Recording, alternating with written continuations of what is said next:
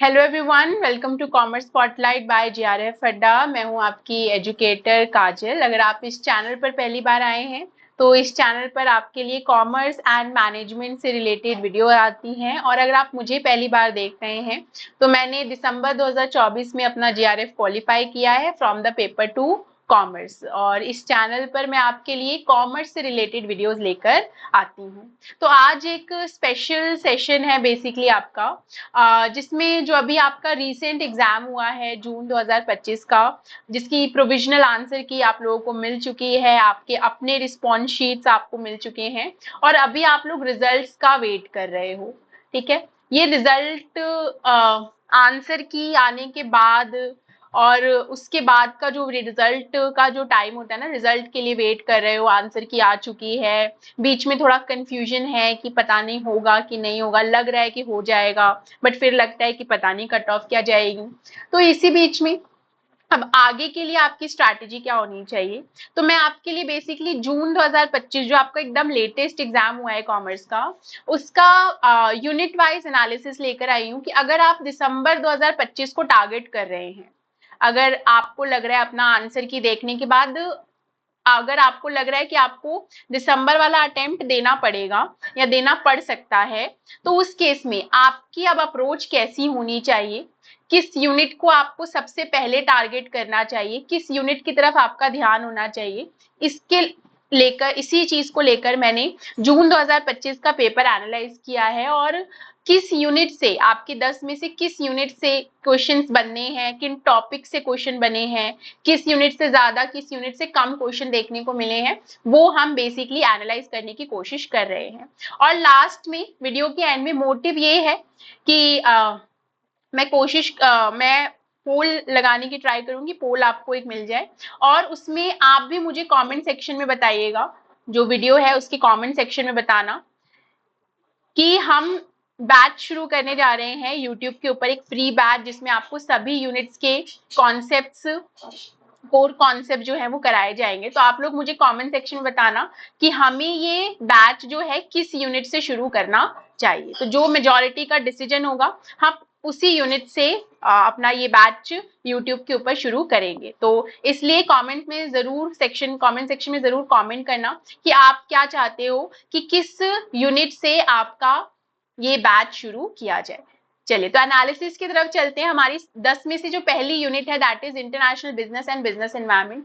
जब आप जून 2025 का एग्जाम देखोगे, पेपर देखोगे, अगर आपके पास है, नहीं है तो वेबसाइट के ऊपर अवेलेबल हो जाएगा आफ्टर द रिजल्ट्स सूनर और लेटर, तो आप उधर से जाके भी एक्सेस कर सकते हो।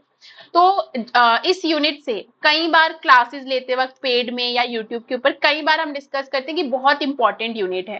ठीक है, और यहाँ से अच्छे, इजी सभी तरीके के क्वेश्चन बनते हैं। तो इस बार आपके लगभग 11 सवाल जो है international business and business environment से पूछे गए हैं।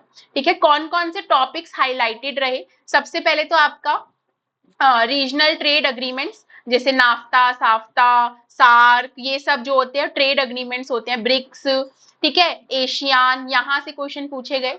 कितने टाइप्स के एफडीआई होते हैं, वर्टिकल या फिर हॉरिजॉन्टल, इस तरीके के क्वेश्चन पूछे गए। पेस्टल एनालिसिस से क्वेश्चन पूछा गया था कि एल किसके लिए स्टैंड करता है। बीओपी से क्वेश्चन आपको देखने को मिले। माइक्रो इन्वायरमेंट के क्या क्या एलिमेंट्स होते हैं, वहां से क्वेश्चन देखने को मिला। और फीचर्स, बिजनेस एनवायरनमेंट के क्या फीचर्स होते हैं, बहुत सिंपल क्वेश्चंस पूछे गए थे। ट्रेड, इंटरनेशनल ट्रेड थ्योरीज, ये तो मतलब सदाबहार क्वेश्चन है। ठीक है, ये एवरग्रीन क्वेश्चन है, मुझे नहीं लगता कि कोई भी ऐसा साइकिल हुआ होगा जिसमें इंटरनेशनल ट्रेड थ्योरी से क्वेश्चन नहीं पूछे गए होंगे, सभी बार पूछे जाते हैं, इस बार भी पूछे गए। और मेंबर कंट्रीज जो है नाफ्ता की, उससे रिलेटेड क्वेश्चन पूछे गए थे। बेसिकली क्वेश्चन पूछा गया था कि गिवन ऑप्शंस में से कौन था मेंबर कंट्री, अभी नहीं है बट पहले था। अलग अलग टाइप के टैरिफ, जैसे एडवोलेरम टैरिफ क्या है, स्पेशल ड्यूटी क्या है, ये तरीके टैरिफ पूछे गए थे, टाइप्स ऑफ टैरिफ। डब्ल्यूटीओ का ऑब्जेक्टिव पूछा गया था, और आपके अग्रीमेंट्स के पूछे गए थे टाइप की, कार्टेल, टाइन अग्रीमेंट्स, इस तरीके के आपके अग्रीमेंट्स के टाइप पूछे गए थे।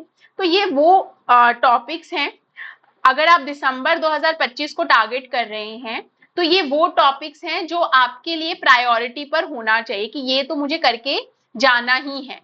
बहुत कुछ है सिलेबस में, बट ये वो टॉपिक्स हैं जो कई बार पूछे गए, जैसे आपका सार्क नाफ्ता, यहाँ से क्वेश्चन देखो, नाफ्ता से 2 क्वेश्चन बन गए, ठीक है, यहाँ पे भी यहाँ पर भी। आपके बिजनेस एनवायरमेंट से क्वेश्चन बन गए कि फीचर क्या है और माइक्रो एनवायरमेंट के एलिमेंट क्या है। ऐसे ही मैक्रो का भी पूछा जाता है, बीओपी के कंपोनेंट्स पूछे जाते हैं, इंटरनेशनल ट्रेड थ्योरीज पूछी जाती हैं। तो ये वो क्वेश्चन है जो बार बार पूछे जाते हैं, तो आपके लिए बहुत इंपॉर्टेंट स्टार मार्क टॉपिक आपके ये हो जाते हैं, ठीक है। उसके बाद अगर हम दूसरी यूनिट का एनालिसिस करें जो है आपकी अकाउंटिंग एंड ऑडिटिंग, तो लगभग 10 क्वेश्चंस यहाँ से पूछे गए थे, प्रैक्टिकल और थ्योरी मिलाकर 10 क्वेश्चन पूछे गए थे। टॉपिक्स जो हाईलाइटेड रहे, सबसे पहले तो अकाउंटिंग प्रिंसिपल, अगेन ये भी एवरग्रीन टॉपिक्स में से एक है, तो इस बार आपका कंजर्वेटिज्म पूछा गया था। अकाउंटिंग प्रिंसिपल से बेसिकली 2 क्वेश्चन आपको देखने को मिले थे, अकाउंटिंग स्टैंडर्ड से भी 2 क्वेश्चन आपको देखने को मिले थे। इंडियन अकाउंटिंग स्टैंडर्ड से क्वेश्चन आया था, मैच करना था, और एक क्वेश्चन में आपसे एक कॉन्सेप्ट देकर उसका स्टैंडर्ड पूछा हुआ था, तो 2 क्वेश्चन आपको यहाँ से देखने को मिले। मर्जर अमेलगमेशन से क्वेश्चन देखने को मिला। ऑपरेटिंग एक्टिविटीज, यहाँ पर थोड़ा ये कैच था, वैसे तो हर बार आपसे कैश फ्लो स्टेटमेंट में ये पूछा जाता था कि बताओ इनमें से कौन सी ऑपरेटिंग एक्टिविटी है, कौन सी फाइनेंसिंग एक्टिविटीज है, या कौन सी इन्वेस्टिंग एक्टिविटीज है। इस बार आपसे पूछा गया था कि कैलकुलेट करना था आपको cash flow from operating activities, ये थोड़ा कैच था। बाकी आपका यहाँ से भी क्वेश्चन आया। डिसोल्यूशन कैसे होता है पार्टनरशिप फॉर्म्स का, वहां से क्वेश्चन आया था। परचेजिंग पावर अकाउंटिंग में कौन कौन से आइटम्स आप इंक्लूड करते हैं, वहां से क्वेश्चन था। ऑडिट रिपोर्ट, अगेन ऑडिटिंग में ये एवरग्रीन टॉपिक होता है, types of audit, types of audit report पूछे जाते हैं, तो टाइप्स ऑफ ऑडिट में मैनेजमेंट ऑडिट से क्वेश्चन आया था, और ऑडिट रिपोर्ट से भी आपको क्वेश्चन देखने को मिले। इसके अलावा ब्रेक इवन एनालिसिस में क्वेश्चन था, प्रैक्टिकल क्वेश्चन था ये आपका, ठीक है। ब्रेक इवन एनालिसिस जब आप पढ़ते हो तो उसमें पूछा जाता है कि अगर कितनी यूनिट्स का आपको सेल करना चाहिए, अगर आप एक डिजायर्ड प्रॉफिट पर पहुंचना चाहते हो तो आपको डिजायर्ड प्रॉफिट दिया जाता है और आपको वो सेल बतानी होती है, तो यही क्वेश्चन यहाँ से आपको देखने को मिला। तो इसमें जो आपका अकाउंटिंग स्टैंडर्ड है, ब्रेक इवन है, ये वाला टॉपिक्स है, ये ऐसे टॉपिक्स हैं जो हर बार पूछे जाते हैं। अगर हम नए की बात करें तो ऑपरेटिंग एक्टिविटीज से प्रैक्टिकल का पूछा जाना वॉज लिटिल न्यू, ठीक है। अदरवाइज ऐसा कोई भी टॉपिक नहीं है जो आप देख के कहो कि अरे ये तो कभी पूछा नहीं है, कई बार पूछे जाते हैं। रेशियो से इस बार क्वेश्चन देखने को नहीं मिला था, ठीक है, प्रैक्टिकल क्वेश्चन कोई देखने को नहीं मिला, ठीक है, वरना रेशियो से भी काफी अच्छे क्वेश्चन बनते हैं। उसके अलावा हम थर्ड यूनिट की बात करें, दैट इज बिजनेस इकोनॉमिक्स, तो यहाँ से भी काफी सारे क्वेश्चन देखने को मिले। जैसे यहाँ पर आपको पूछा गया था, प्रैक्टिकल क्वेश्चन आया था क्रॉस प्राइस इलास्टिसिटी, जिसमें आप सब्सटीट्यूट और कॉम्प्लीमेंट्रीज जो है इनका देखते हो, तो cross price elasticity of demand से प्रैक्टिकल आया था। प्रोडक्शन फंक्शन और टाइप्स ऑफ प्रोडक्ट से आपको क्वेश्चन देखने को मिले। कौन से फैक्टर्स हैं जो डिमांड ऑफ अ प्रोडक्ट को अफेक्ट करते हैं, कि बहुत सिंपल क्वेश्चन है। मैक्रो इकोनॉमिक्स में कौन कौन सी चीजें आती है, आपका जीडीपी आ जाता है, नेशनल इनकम आ जाता है, ये पूछा हुआ था। माइक्रो में कौन कौन सी चीजें आती हैं, ये पूछा गया था। एआर एमआर और प्राइस इलास्टिसिटी के बीच का रिलेशन पूछा गया था। प्राइस इलास्टिसिटी के ऊपर एक प्रैक्टिकल भी आया था, तो 2 इलास्टिसिटी ऑफ डिमांड क्रॉस वाला और प्राइस वाला, दोनों पे आपको प्रैक्टिकल देखने को मिले। यूटिलिटी अब कॉन्सेप्ट पूछा गया था, कॉस्ट कॉन्सेप्ट पूछा गया था।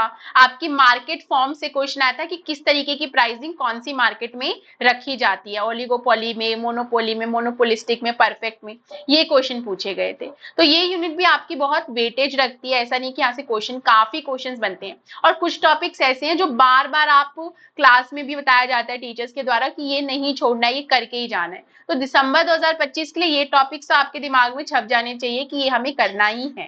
बिजनेस फाइनेंस की बात करें तो लगभग 9 क्वेश्चन यहाँ से भी देखने को मिले, अगेन बिग नंबर, ठीक है। तो 9 क्वेश्चन देखने को मिले। सबसे पहले तो एक जो नया चीज था यहाँ पर वो ये था कि business cycle over a period of time आपको दे रखे थे, क्रोनोलॉजिकल ऑर्डर में लगाना था।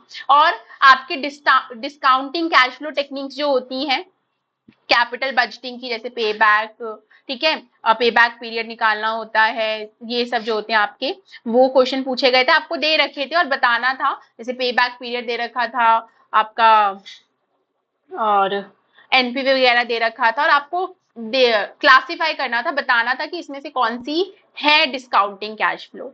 इंटरनेशनल मॉनेटरी सिस्टम से क्वेश्चन आया था। ऑपरेटिंग लेवरेज से आपको प्रैक्टिकल क्वेश्चन देखने को मिला। कॉस्ट ऑफ कैपिटल से 2 क्वेश्चन आए थे, एक जिसमें वैक निकालना था, ओवरऑल कॉस्ट ऑफ कैपिटल, और एक जिसमें कॉस्ट ऑफ प्रेफरेंस शेयर निकालना था। मल्टीनेशनल कैपिटल बजटिंग से ये थोड़ा नया था, ठीक है। वर्किंग कैपिटल साइकिल से आपको पीरियड निकालना था, ठीक है, तो ये भी आपका प्रैक्टिकल क्वेश्चन आया। प्रेजेंट वैल्यू फ्यूचर वैल्यू से भी थ्योरेटिकल क्वेश्चन आपको देखने को मिला था। लास्ट 2-3 साइकिल से यहाँ से क्वेश्चन नहीं आ रहा था, बट इस बार यहाँ से क्वेश्चन देखने को मिला है। तो ये क्वेश्चन आपके फाइनेंस में, बिजनेस फाइनेंस में पूछे गए थे। ये टॉपिक्स बेसिकली पूछे गए थे। स्टैट्स की बात करें, अगेन वेरी इंपॉर्टेंट यूनिट, ठीक है, बहुत वेटेज रखती है। 11 क्वेश्चन इस बार के साइकिल में पूछे गए हैं, ठीक है, जिसमें आपका एएम जीएम एचएम, यहाँ से तो आई गेस क्लास में अगर आपने क्लासेस अटेंड की हैं तो देखा होगा कि हमने कई बार इनके जो एम्पेरिकल रिलेशन है इन तीनों के बीच का, इसके ऊपर हमने कई बार प्रैक्टिकल क्वेश्चन थ्योरेटिकल क्वेश्चन किए हैं। तो प्रैक्टिकल क्वेश्चन सीधा साधा पूछा गया था। पैरामेट्रिक टेस्ट से क्वेश्चन पूछा गया था। स्टैंडर्ड डेविएशन की प्रॉपर्टीज से क्वेश्चन पूछा गया था। पॉइजन डिस्ट्रीब्यूशन से पूछा गया था। रिसर्च और सैंपल दोनों की ही डिजाइन से प्रोसेस आया था। प्रोसेस से क्वेश्चन आया था कि सैंपल डिजाइनिंग का प्रोसेस क्या होता है, रिसर्च डिजाइन करने का प्रोसेस क्या होता है। रिपोर्ट्स, जब आप रिपोर्ट बनाते हो तो उसके क्या क्या कंपोनेंट्स होते हैं, ये क्वेश्चन पूछा गया था। रिसर्च में आप जब क्वेश्चंस पूछते हैं तो कौन कौन से टाइप्स ऑफ क्वेश्चन होते हैं, वहां से क्वेश्चन पूछा गया था। स्क्यूनेस मेजर करने के लिए आया था। प्रॉपर्टीज पूछी गई थी रिग्रेशन कोफिशिएंट की, और वैलिडिटी के टाइप, कंस्ट्रक्ट, टेस्ट, ठीक है, ये सारी कंटेंट, ये सारी वैलिडिटीज के टाइप्स भी आपसे पूछे गए थे, ठीक है। तो ये पॉइजन डिस्ट्रीब्यूशन में भी आपको प्रैक्टिकल क्वेश्चन ही देखने को मिला था, ठीक है। तो ये सारे टॉपिक्स ऐसे हैं जो हम क्लास में कई बार बोलते हैं टीचर्स भी कि पैरामेट्रिक टेस्ट और नॉन पैरामेट्रिक टेस्ट बहुत इंपॉर्टेंट है। स्टैंडर्ड डेविएशन, मीन, मीडियन, इनकी प्रॉपर्टीज बहुत इंपॉर्टेंट है। प्रोबेबिलिटी डिस्ट्रीब्यूशन, पॉइजन डिस्ट्रीब्यूशन, ये बाइनोमियल डिस्ट्रीब्यूशन इंपॉर्टेंट है। तो यहाँ से क्वेश्चन आपको देखने को भी मिलते हैं। तो इसलिए ये टॉपिक्स वो टॉपिक्स हैं जो आप पढ़ते, जब आप दिसंबर के लिए तैयारी कर रहे हो तो यू शुड नो कि ये वो टॉपिक्स हैं कि इनसे क्वेश्चन कई साइकिल्स में कई बार लगातार बनते आए हैं।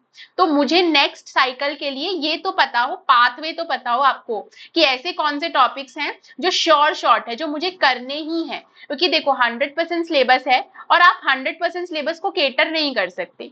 तो यहाँ पर फिर बात आती है कि क्या छोड़े और क्या पढ़े। तो क्या छोड़े और क्या पढ़े का जब आप क्लासिफिकेशन कर रहे होंगे तो ये वो टॉपिक्स हैं जो आपको पढ़ना है, ना कि छोड़ना है, ठीक है। फिर आता है आपका यूनिट 6 दैट इज BMHRM। यहाँ से इस बार 6 क्वेश्चन पूछे गए थे, ज्यादा क्वेश्चन नहीं पूछे गए, ऑल्दो यूनिट बहुत बड़ी है अपने आप में, लेकिन 6 क्वेश्चन यहाँ से आपको देखने को मिले थे। जो टॉपिक्स यहाँ रेलेवेंट रहे, एक job description, job enlargement, job specification, job enrichment से मैच द फॉलोइंग पूछा गया था। मैट्रिक्स ऑर्गेनाइजेशन से क्वेश्चन पूछे गए। वर्क फोर्स प्लानिंग कैसे की जाती है, कौन कौन से टूल्स इस्तेमाल किए जाते हैं वो। मैस्लो की जो नीड हायरार्की है, बेसिक नीड, बाकी सेल्फ एस्टीम नीड्स, ठीक है, सारी नीड्स पूछी गई थी। परफॉर्मेंस अप्रेजल करने के लिए रेटिंग स्केल्स पूछे गए थे, ठीक है। परफॉर्मेंस अप्रेजल में रेटिंग स्केल्स के बारे में क्वेश्चन था। और पर्सनालिटी, परसेप्शन, यहां से भी क्वेश्चन आपको देखने को मिले थे। एटीट्यूड, ठीक है, यहां से भी क्वेश्चन आपको देखने को मिले थे, ठीक है। फिर बात करते हैं 7th यूनिट की। तो यहां से आपकी जो बैंकिंग यूनिट है, यहाँ से लगभग 6 क्वेश्चन बने। कुछ टॉपिक्स ऐसे थे जो कई बार आपको क्लास में बताया गया कि करना ही है, वहीं से बने, ठीक है। नॉन परफॉर्मिंग एसेट से क्वेश्चन देखने को मिला। NSE से क्वेश्चन देखने को मिला। नोस्त्रो वोस्त्रो, ठीक है, इन अकाउंट से क्वेश्चन देखने को मिला। सेबी से क्वेश्चन था। और SBI का एस्टैब्लिशमेंट ईयर पूछा गया था। बैंक्स के एस्टैब्लिशमेंट ईयर, बैंकिंग कमिटीज पूछे जाते हैं। इस बार कमिटी से क्वेश्चन नहीं आया था आपका, ठीक है, लेकिन एस्टैब्लिशमेंट ईयर से क्वेश्चन आया था। यूनिट 8 की बात करें, मार्केटिंग, 6 क्वेश्चन यहाँ से पूछे गए, ठीक है। तो यहाँ पर आया था आपका ज्योग्राफिकल प्राइस डिफरेंशियल से क्वेश्चन आया था। मार्केट मायोपिया का कॉन्सेप्ट किसने दिया था, ये क्वेश्चन पूछे गए। न्यू प्रोडक्ट डेवलपमेंट का प्रोसेस क्या होता है, प्रोसेस पूछा गया था। प्रोडक्ट लाइफ साइकिल में जो आपकी अलग अलग स्टेजेस होती हैं उसके बारे में पूछा गया था। कंज्यूमर बिहेवियर से क्वेश्चन आया था कि जैसे अलग अलग मॉडल्स आपने पढ़े हैं ना कि अवेयरनेस क्रिएट करो, ठीक है, एडा मॉडल पढ़ा हुआ है आपने, और भी बहुत सारे मॉडल्स हैं, यहाँ से क्वेश्चन पूछे गए थे। कौन से फैक्टर्स हैं जो आपके मार्केट सेगमेंटेशन को अफेक्ट करते हैं, तो आपने पढ़ा है सोशल होता है, कल्चरल होता है, तो वहां पर आपको कॉम्पोनेंट्स दे रखे थे और पूछा था ये कौन से फैक्टर का पार्ट है। मार्केटिंग ओरिएंटेशन से क्वेश्चन पूछा गया था, अलग अलग ओरिएंटेशन से, और प्राइसिंग, आपकी जो टिपिकल प्राइसिंग होती है स्ट्रैटेजीज, उससे रिलेटेड क्वेश्चंस आए थे। यूनिट 9 की बात करें तो यहाँ पर भी काफी सारे क्वेश्चन देखने को मिले आपको। सबसे पहले एक्टिव कंसीलमेंट ऑफ फैक्ट का क्वेश्चन पूछा गया था, ये थोड़ा न्यू था।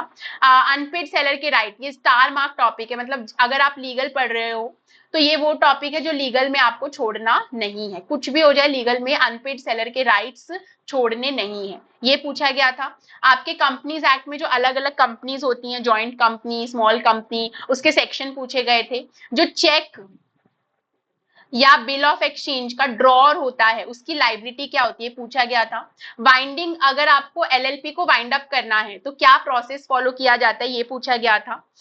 प्रोमिसरी नोट जो शॉर्ट टर्म के लिए होते हैं उनके टाइप्स पूछे गए थे। एलएलपी को लिक्विडेट करने का प्रोसेस पूछा गया था, और इनकॉर्पोरेट करने का, यानी कि आपका एलएलपी एक्ट 2008 ये इस बार लीगल में डोमिनेट कर रहा था। अगर कोई अच्छे से पढ़ के गया था, छोटा सा एक्ट है वैसे तो, अगर कोई अच्छे से एलएलपी एक्ट पढ़ के गया होगा ना तो ये क्वेश्चन उसके गलत नहीं हुए होंगे, ठीक है। तीन क्वेश्चन एलएलपी एक्ट से, अकेले एलएलपी एक्ट से आना is a big thing. Patent कितने साल के लिए इशू किया जाता है वो पूछा गया था, और शेयर ट्रांसमिट अगर कर रहे हैं, ट्रांसफर कर रहे हैं, तो उसमें आपके राइट्स पूछे गए थे। तो ये क्वेश्चन आपके यूनिट 9 से देखने को मिला। लास्ट यूनिट की बात करें तो लगभग 10 क्वेश्चन आपके टैक्स से पूछे गए थे, ठीक है, टैक्स से लगभग 10 question.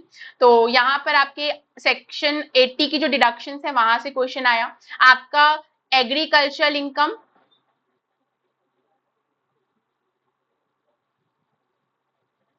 Agricultural income and non agricultural income,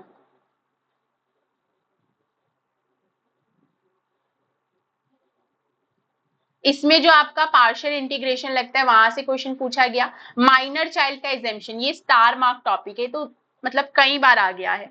और DTAA double taxation avoidance agreement में जो सेक्शन 91 है वहां से क्वेश्चन पूछा गया। आपके 194 का जो सेक्शन है, ठीक है, वहां से डिडक्शन पूछी गई।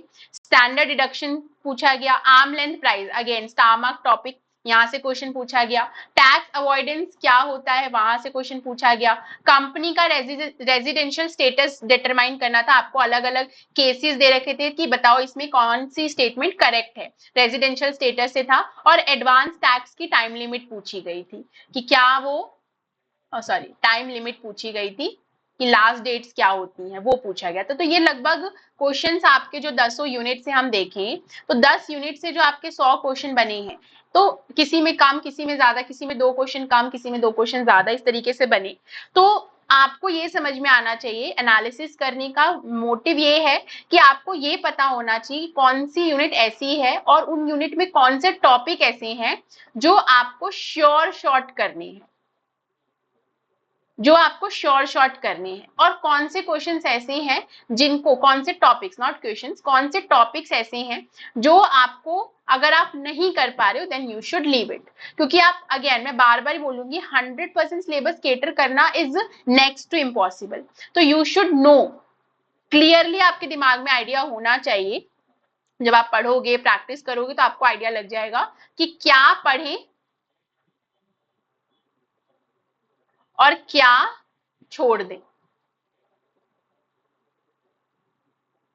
क्या आपको पढ़ना है, क्वेश्चन मार्क हो गए, ठीक है, और क्या आपको छोड़ देना है, ये पता होना बहुत जरूरी है। प्रिपरेशन करते वक्त ये पता होना कि मुझे कितना पढ़ना है और कितना इन डेप्थ में पढ़ना है किस टॉपिक को, ये पता होना चाहिए। और कौन से ऐसे टॉपिक्स हैं जो मैं छोड़ सकती हूँ या छोड़ सकता हूँ, क्योंकि जाहिर सी बात है कोई ना कोई ऐसी यूनिट होगी जिसे देखकर आपको लगता होगा यार ये यूनिट मेरे बस की बात नहीं। जैसे मेरे लिए लीगल और टैक्स ये 2 ऐसी यूनिट्स थी जो मुझे काफी परेशान करती थी, बिकॉज यहाँ पर काफी सारा रोट लर्निंग है, बहुत रटना पड़ता है, तो बहुत प्रॉब्लम होती थी।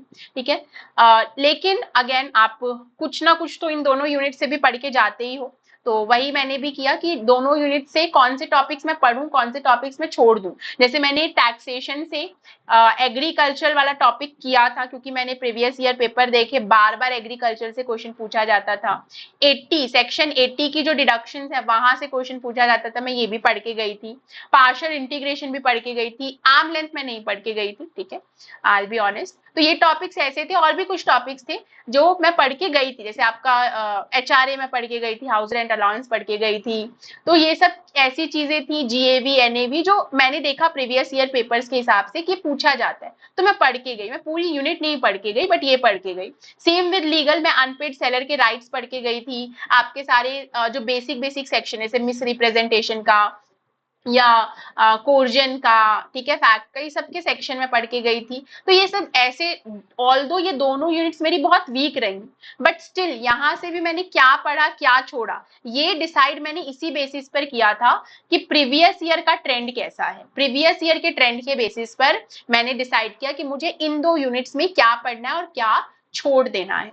तो इसीलिए अगर आपको भी कोई यूनिट ऐसी लगती है जो मुझसे नहीं हो रहा है, या नहीं मुझे समझ में आ रहा है, या बहुत टाइम ले रहा है, बट स्टिल कुछ खास प्रोडक्टिविटी नहीं है, तो उसके हिसाब से आप प्रीवियस ईयर के हिसाब से चेक करो कि कौन से टॉपिक्स उस यूनिट में आपके लिए पढ़ना मस्ट है। ओके, तो इसलिए आई होप ये एनालिसिस आपके लिए हेल्पफुल रहा होगा। ठीक है, अब आप कमेंट सेक्शन में मुझे बताना। ठीक है, आपके लिए मैंने एकदम मतलब कट टू एनालिसिस कर दिया कि किस यूनिट से कितने क्वेश्चन आए हैं और कौन से टॉपिक्स पूछे गए हैं। तो आप कमेंट सेक्शन में बताना मुझे कि हम अपनी तैयारी किस यूनिट से शुरू करें। यूनिट 1 से लेके 10 तक पेपर 2 की कौन सी यूनिट से वी शुड स्टार्ट, और जो मेजॉरिटी का डिसीजन होगा उसी हिसाब से हम यूनिट को पिक करेंगे और फिर यूनिट को लेते हुए चलेंगे। तो जल्दी, जितना ज्यादा आप कमेंट सेक्शन में एक्टिवली रिप्लाई करोगे, उतना जल्दी आपका बैच यूट्यूब के ऊपर स्टार्ट हो सकता है। ठीक है, चलिए। तो अगर आप हमारे साथ जुड़ना चाहते हैं, अभी तक जुड़े नहीं है, जुड़ना चाहते हैं, तो JRF अड्डा आपके लिए प्रीमियम 2.0 बैच लेकर आया है। ऑलरेडी क्लासेस रनिंग है आपके पेपर 1 पेपर 2 दोनों के लिए। पेपर 2 कॉमर्स मैं और आयुषी मैम आपके लिए केटर कर रही हैं। अभी आपका यूनिट 1 और यूनिट 2 चल रहा है। Unit 1 that is catering by me, और unit 2 that is catered by ma'am. ठीक है, आयुषी मैम अकाउंटिंग ऑडिटिंग करा रही है और इंटरनेशनल बिजनेस मैं करा रही हूँ। तो काफी सारी क्लासेस हो गई हैं। अगर आप हमारे साथ जुड़ना चाहते हैं तो जरूर जुड़िए 2.0 बैच में। ये एग्जाम सिर्फ एग्जाम क्वालिफाई कराने के लिए नहीं, ये बहुत सारी एडवांटेजेस के साथ आ रहा है आपको। ऑफकोर्स पेपर 1 और पेपर 2 की लाइव क्लासेस मिल जाएंगी, टेस्ट सीरीज, यहाँ पर तो लाइव क्लासेस भी मिल जाएंगी, टेस्ट सीरीज भी आपको मिल जाएंगी पेपर 1 एंड पेपर 2 की। ठीक है, बुक भी आपको मिल जाएंगी प्रीवियस ईयर की भी और कंटेंट की भी। इसके अलावा आपको करियर फेयर्स और कार्निवल्स देखने को मिलेंगे। प्रपोजल, रिसर्च प्रपोजल बनाने में प्रॉपर गाइडेंस दी जाएगी। PhD को लेकर आपकी अप्रोच कैसी होनी चाहिए एक्सपर्ट्स के द्वारा, वो भी आपको बताया जाएगा, और साथ में आपको मौका मिलेगा टीचिंग इंटर्नशिप करने का। ठीक है, आप एक अच्छे स्टाइपेंड के साथ अच्छी और स्मार्ट टीचिंग इंटर्नशिप JRF अड्डा के साथ कर सकते हैं, ये भी आपको ऑफर किया जाएगा। तो ये पूरा हैंड्स ऑन लर्निंग यूनिवर्स बना के दे रहा है आपको JRF अड्डा। तो do join this batch for the extra hand on advantages. ठीक है, चलिए। तो कमेंट सेक्शन में यूनिट का नाम नंबर बताना मत भूलना। ठीक है, और उसी बेसिस पर हम आपका बैच यूट्यूब के ऊपर शुरू करेंगे। तो जरूर कमेंट कीजिए और बताइए हमें किस यूनिट से अपनी तैयारी शुरू करनी चाहिए यूट्यूब के ऊपर। और अगर आप हमारे साथ जुड़ना चाहते हैं तो कॉन्टैक्ट नंबर के ऊपर, सपोर्ट नंबर के ऊपर कॉल करके आप बाकी की जानकारी बैच के बारे में ले सकते हैं। तो चलिए, मिलते हैं ऐसी किसी क्लास में। तब तक के लिए थैंक यू, बाय बाय।